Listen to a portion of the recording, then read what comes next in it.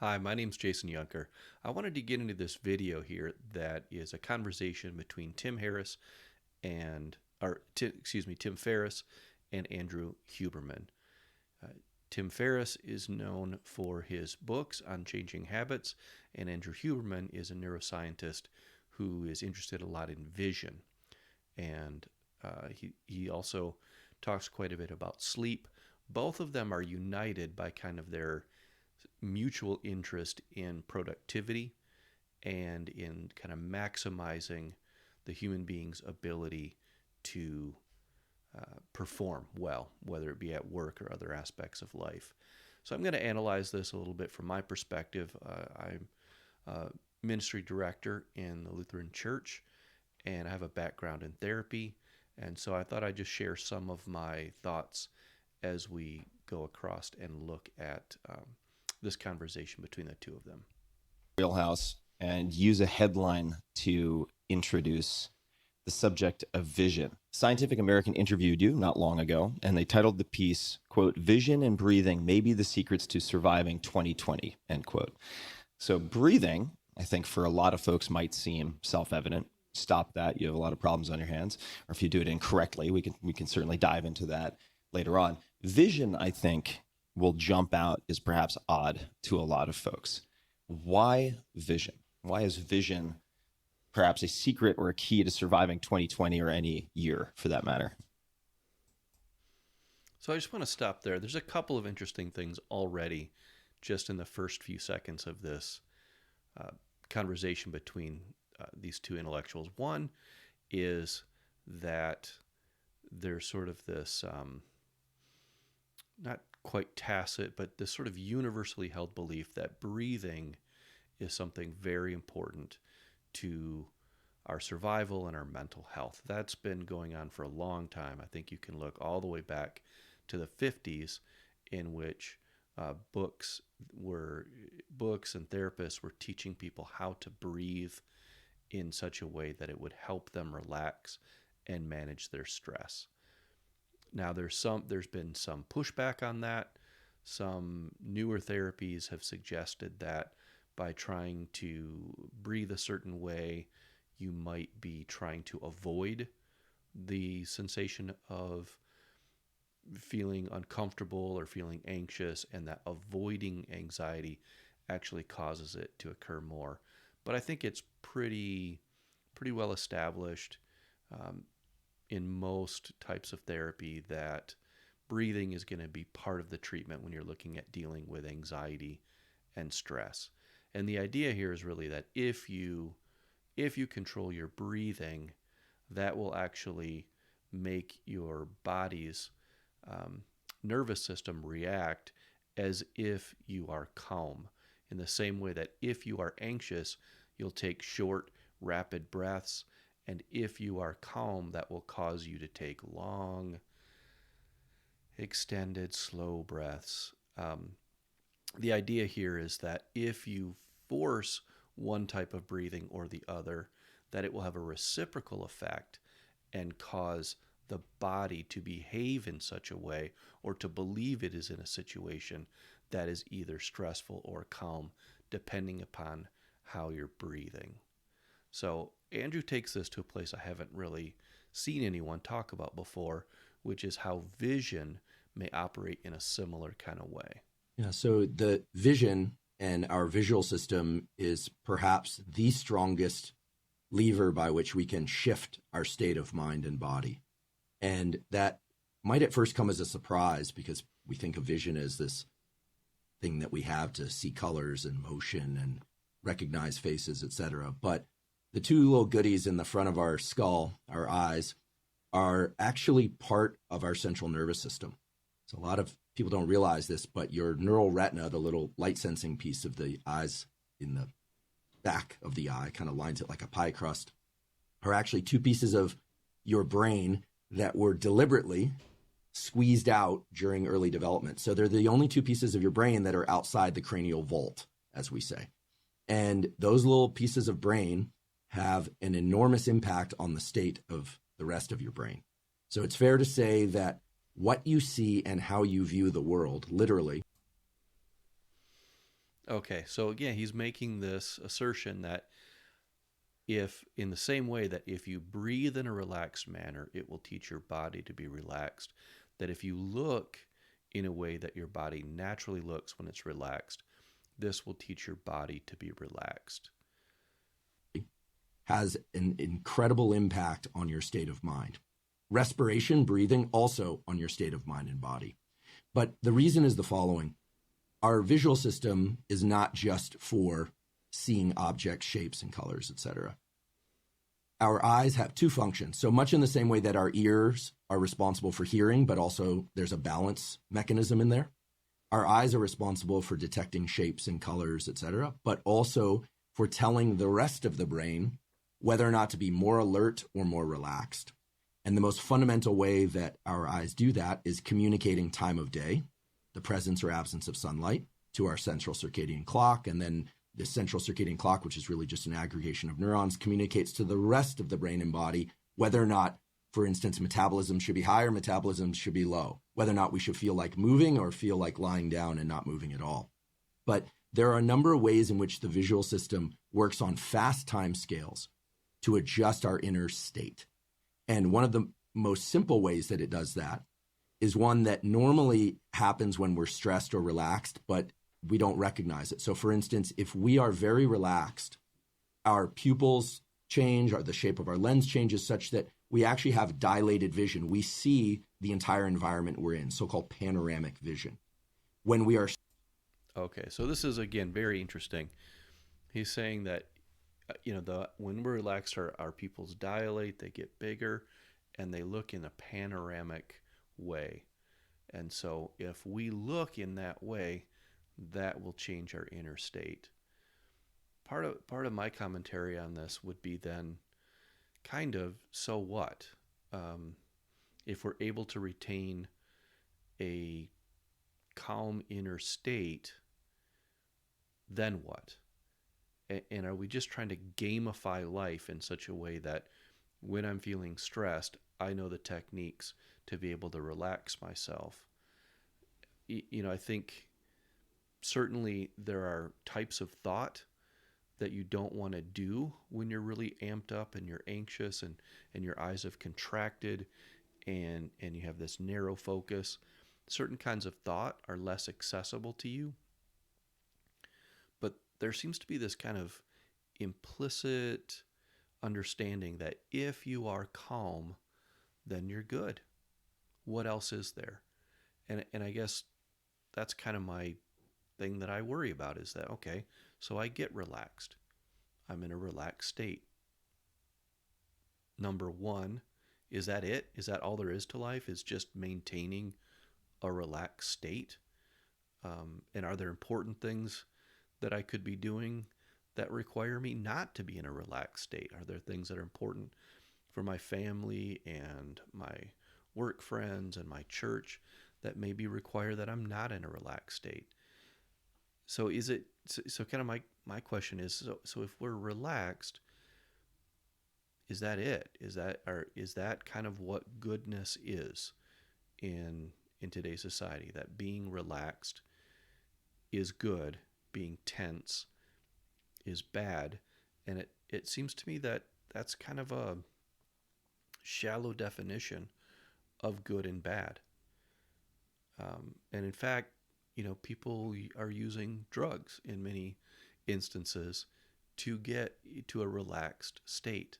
Simply being relaxed doesn't solve all their problems. I've seen people that are on methadone, and they're practically nodding out as I'm talking to them, and they can't, function in many aspects of daily life.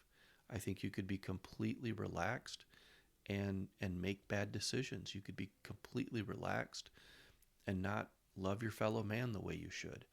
I think this idea that simply attaining a relaxed state is the greatest good that we could accomplish is somewhat shaky. I definitely think that it's important to be able to calm down when being excited is no longer productive or practical. I think that probably is being calm is probably a state in which we can be a bit more wise in the decisions that we make.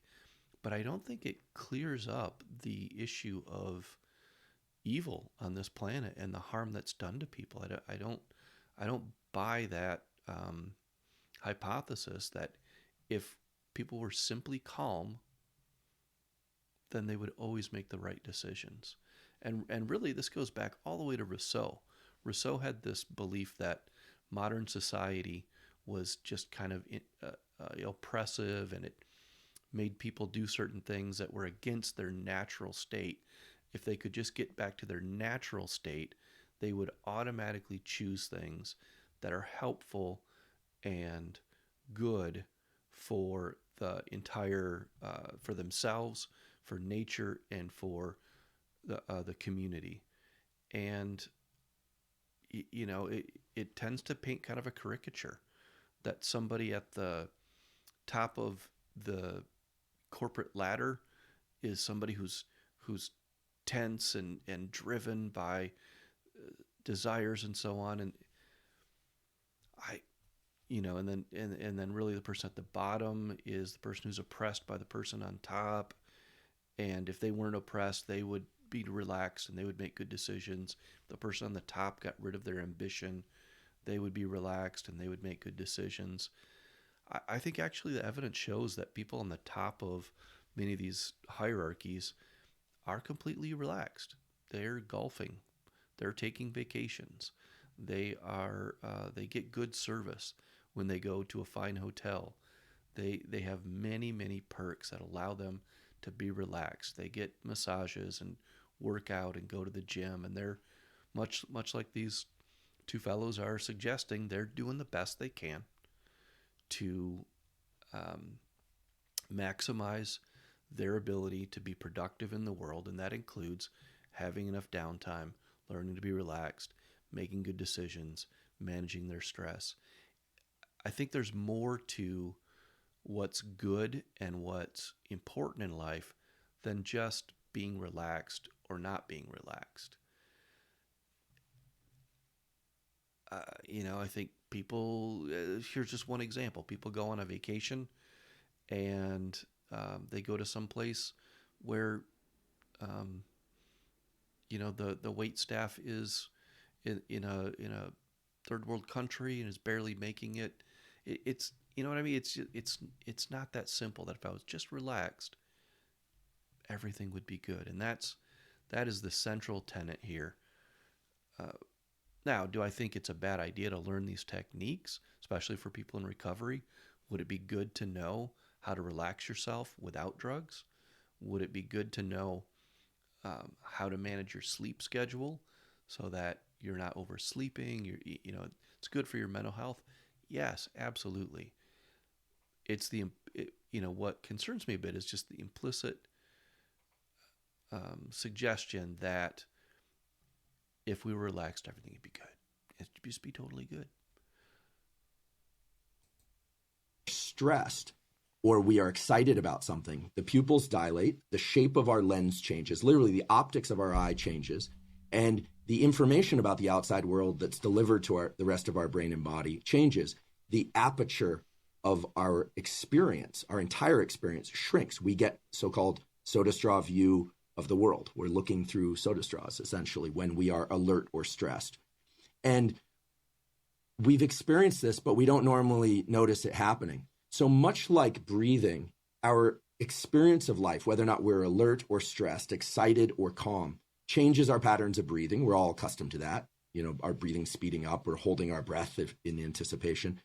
But as well, our inner state drives changes in our visual system, the aperture of whether or not we see the big picture or we have a very contracted view of the world. But both those things, breathing and vision, also run in reverse, meaning if we change our pattern of breathing, we change our inner state.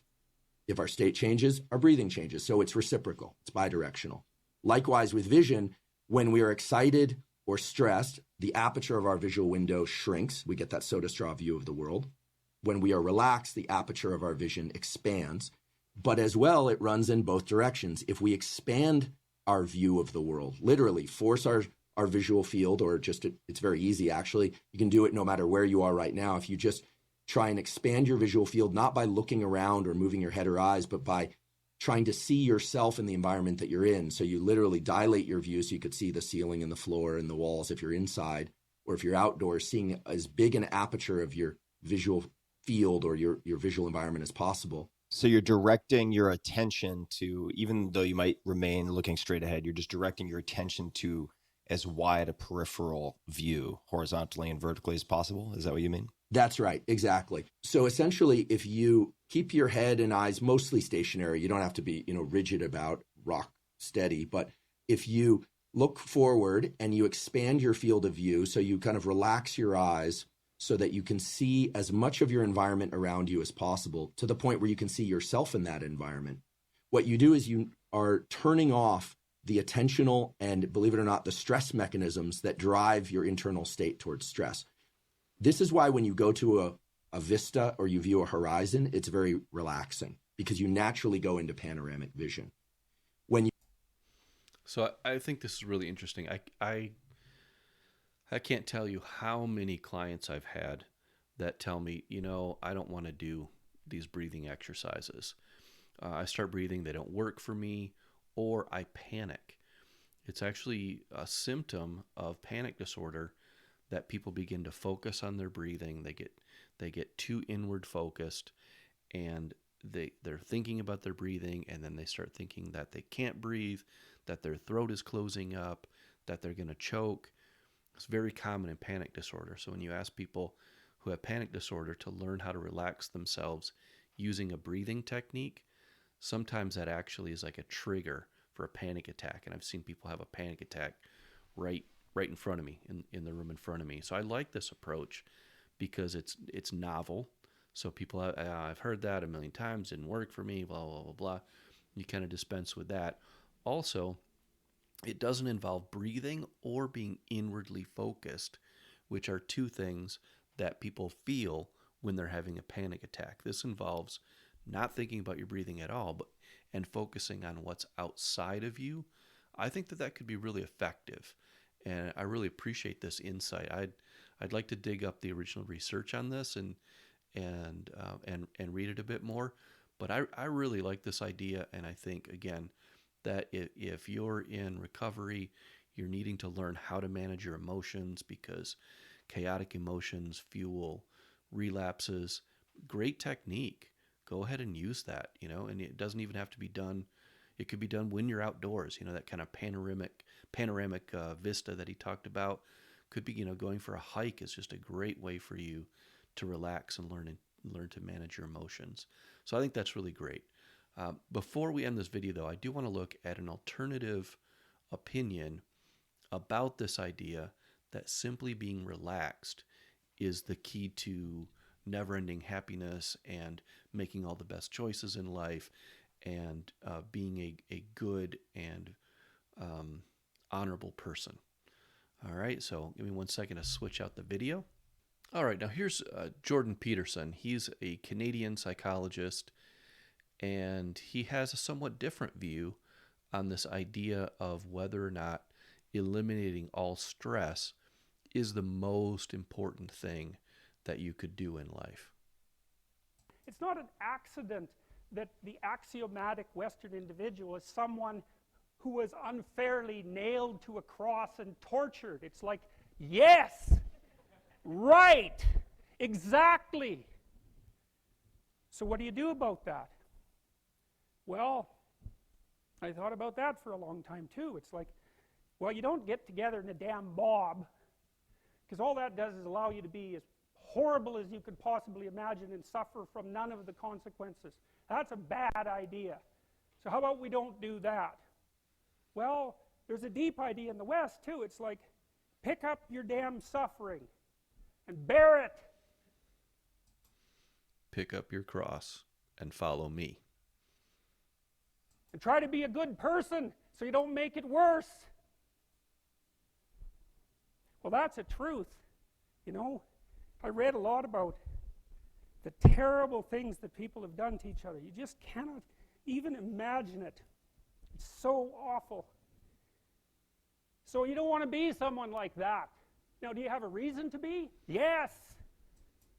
So I just want to add to that, part of this whole if we're relaxed, we're good philosophy then is that people who aren't part of Western culture are naturally good because they're closer to the earth. They live in a relaxed environment. They don't work as many hours to gather the food they need. They're not driven and obsessed to chase after chase after sex and wealth. Maybe it comes easier to them, supposedly in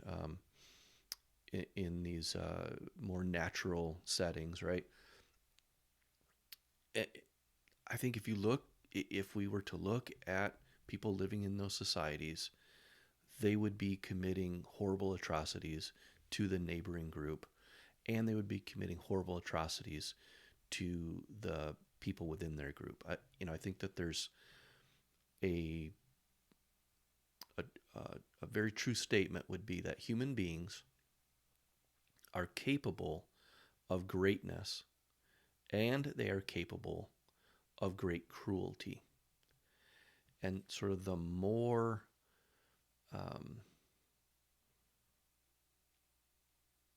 complicated their structure is, the more impact they can have for both greatness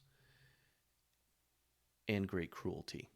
So a corporation can do more to harm the earth than any one individual can. But a corporation can also bring life-saving drugs and all kinds of labor-saving devices and so on. But as the complexity of the organization increases, so does the possibility for great cruelty and greatness. And I think Jordan Peterson kind of gets this, that it's not just if we could just relax, if we could just be on a beach somewhere, if we could just stop caring about material goods, then we would be good. Life on Earth would be fine. So no, we still die, and the elements are challenging to deal with, and people get sick, and people you love turn their back on you, and children die, and people have accidents at work that change their lives forever. I think there's a much more realistic view of the world. You have lots of reasons to be. God, there's reasons to be resentful about your existence. Everyone you know is going to die. You too. And there's going to be a fair bit of pain along the way, and lots of it's going to be unfair. It's like, yeah, no wonder you're resentful. It's like, act it out and see what happens. You make everything you're complaining about infinitely worse. There's this idea that hell is a bottomless pit, and that's because no matter how bad it is, some stupid son of a bitch like you could figure out a way to make it a lot worse. So you think, well, what do you do about that? Well, you accept it. That's what life is like. It's suffering.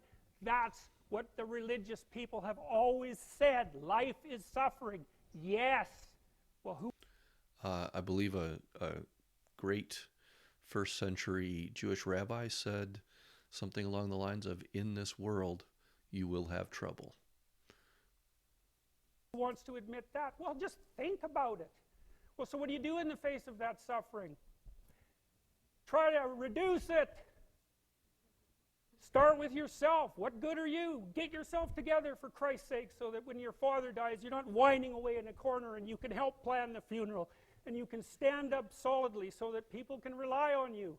That's better. Don't be a damn victim. Of course you're a victim. Jesus, obviously. Put yourself together. And then maybe if you put yourself together, you know how to do that. You know what's wrong with you, if you'll admit it. You know there's a few things you could polish up a little bit, that you might even be able to manage in your insufficient present condition. And so you might shine yourself up a little bit, and then your eyes will be a little more open. Now, to be fair to Tim Ferriss and Andrew Huberman, I do think that they're saying if you get relaxed, then you can work on yourself and become a better person, do better things in the world, be more productive, help more people. So in that sense, that those two individuals and Jordan Peterson are right in alignment. I think what's really categorically different here, though, is that Jordan is saying, in spite of the suffering and feeling stressed out and having the weight of the world on your back, go ahead and improve yourself anyway. Whereas the other philosophy is first relax, first take care of yourself. Take care of yourself first. Then you can grow and help others. Whereas this is saying, no, discipline yourself first. Hold yourself accountable. Ask for better things of yourself. Change something first.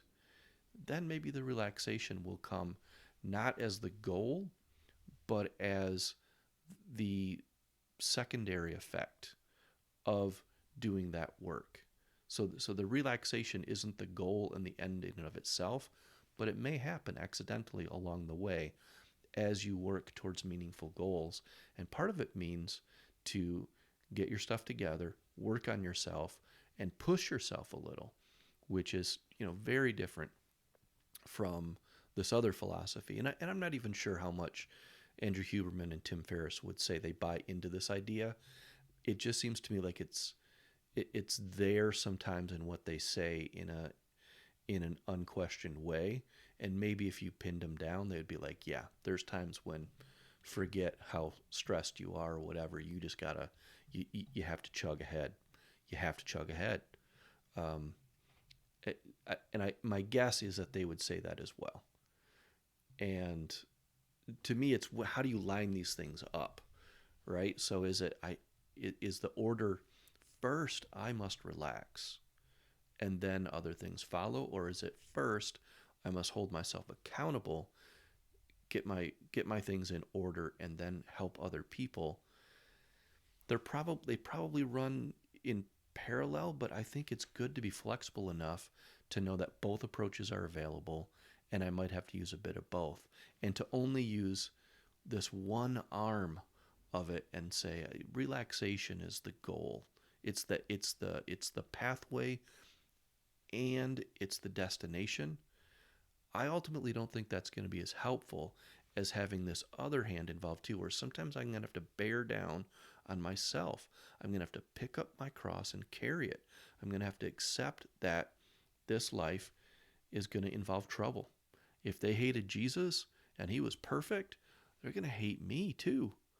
And to be accepting of and knowledgeable that some of these difficulties in life are going to happen and they can't be fixed by simply relaxing yourself, I think puts us in a better stead. Now, what does this mean for people in recovery? I think it means sometimes in a moment of clarity, you put together the things that need to be in place so that you will remain sober during the tough times. It means you get the job in place. You have people who are calling you for accountability. It means maybe you give over control of your money for a period of time. It can mean a number of things in which it's not just that I need to be relaxed. In fact, that was the goal many times of the drug use was my internal state needs to be relaxed, and I'm chasing that. And my goal is simply to feel pleasure and avoid pain. That's been a difficulty in our life, and that's been overplayed. And so maybe it's time now, I'm going to feel pain first, not pleasure first. I'm going to feel pain first, and pleasure may come out on the other side of that.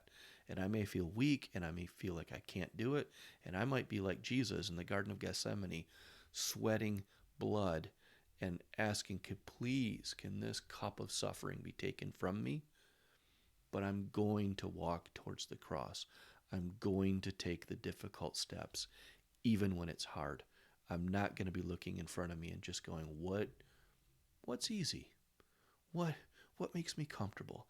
How can I find relaxation in this moment? So my name's Jason Yunker. Those are my thoughts about these videos. If you're interested or have contradictory opinions, I'd love to hear what you have to say. Go ahead and put your comments in the comment section there. I think all of the comments of people together and different perspectives can kind of help us get to a place that not one of us by ourselves could eventually get to.